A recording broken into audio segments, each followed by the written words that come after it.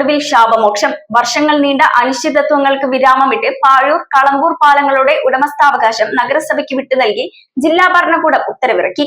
മുൻ ഭരണസമിതികളുടെ അവഗണന മൂലം തകർച്ചയിലായ പാലങ്ങൾ നിലവിലെ നഗരസഭയുടെ ശക്തമായ ഇടപെടലിലൂടെയാണ് ഇപ്പോൾ തിരിച്ചുപിടിച്ചിരിക്കുന്നത്. MLA ഫണ്ട് ഉപയോഗിച്ച് പാലങ്ങളുടെ അറ്റകുറ്റപ്പണികൾ യുദ്ധകാലാടിസ്ഥാനത്തിൽ പൂർത്തിയാക്കുമെന്ന് നഗരസഭാ chairman KR Pradeep Kumar. Kerala vision എന്നും ജനങ്ങളോടൊപ്പം.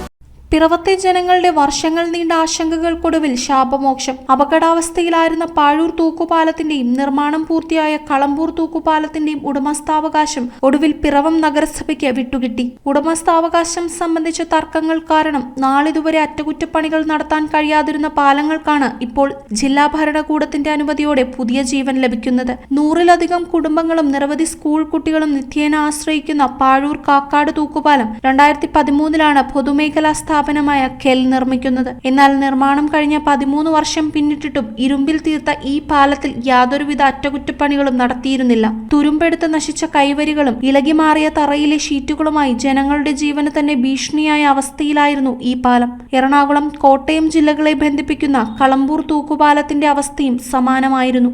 ചരിത്രപ്രസിദ്ധമായ പാഴൂർ മഹാശിവരാത്രിക്കും കളമ്പൂർ കാവ് പാന ഉത്സവത്തിനും എത്തുന്ന ആയിരക്കണക്കിന് ഭക്തർക്ക് ഏറെ സഹായകരമായിരുന്ന ഈ പാലങ്ങളിലൂടെ ഉത്സവകാലങ്ങളിൽ ജനങ്ങൾ ജീവൻ പണയം വെച്ചാണ് യാത്ര ചെയ്തിരുന്നത്. പിറവം നഗരസഭയുടെ പുതിയ ഭരണസമിതിയുടെയും ചെയർമാൻ KR പ്രദീപ് കുമാറിന്റെ ശക്തമായ ഇടപെടലുകളാണ് ഇപ്പോൾ ഈ തീരുമാനത്തിന് വഴിയൊരുക്കിയത്.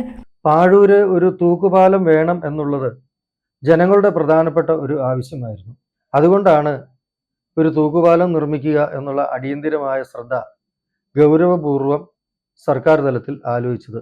അതിനെ തുടർന്ന് ഉമ്മൻചാണ്ടിയുടെ ഗവൺമെൻറ് 2013-ലാണെന്ന് തോന്നുന്നു തൂക്കുപാലത്തിൻ്റെ നിർമ്മാണ പ്രവർത്തനങ്ങൾ ആരംഭിച്ചു. അത് ഏറെ താമസിയാതെ തന്നെ തൂക്കുപാലം നിർമ്മിച്ചു. അതിൻ്റെ നിർമ്മാണ ചുമതല പൊതുമേഖലാ സ്ഥാപനമായിരുന്ന KELലിനെയാണ് ഏൽപ്പിച്ചത്. അപ്പോൾ KELലിൻ്റെ നേതൃത്വത്തിൽ വളരെ മനോഹരമായി ആ തൂക്കുപാലം നിർമ്മിച്ച് ഇപ്പോൾ 2 കരകളിലുമുള്ള ആളുകൾ അങ്ങോട്ടും ഇങ്ങോട്ടും യാത്ര ചെയ്യുകയാണ്. ഈ തൂക്കുപാലം അത് നമ്മുടെ ആശയിൽ ഉൾപ്പെടുത്തുവാൻ മുൻകാല ഭരണസമിതികൾ തയ്യാറാകാത്തതിനെ തുടർന്ന് അതിൻ്റെ അറ്റകുറ്റപ്പണികളെല്ലാം മുടങ്ങിപ്പോയി. ഏറ്റവും പ്രധാനപ്പെട്ട ജനങ്ങളുടെ ഒരു ആഗ്രഹമായി അവരുടെ ആവശ്യമായി ഇതിനെ കണ്ടുകൊണ്ട് ഈ തൂക്കുപാലം ഇച്ചിരി സാമ്പത്തിക ബുദ്ധിമുട്ടുകളൊക്കെ ഉണ്ടൊക്കെ ശരിയാണ്, എങ്കിൽ പോലും ഇതിൻ്റെ ഉടമസ്ഥാവകാശം ഏറ്റെടുക്കുവാനായിട്ട് തീരുമാനിച്ചത്.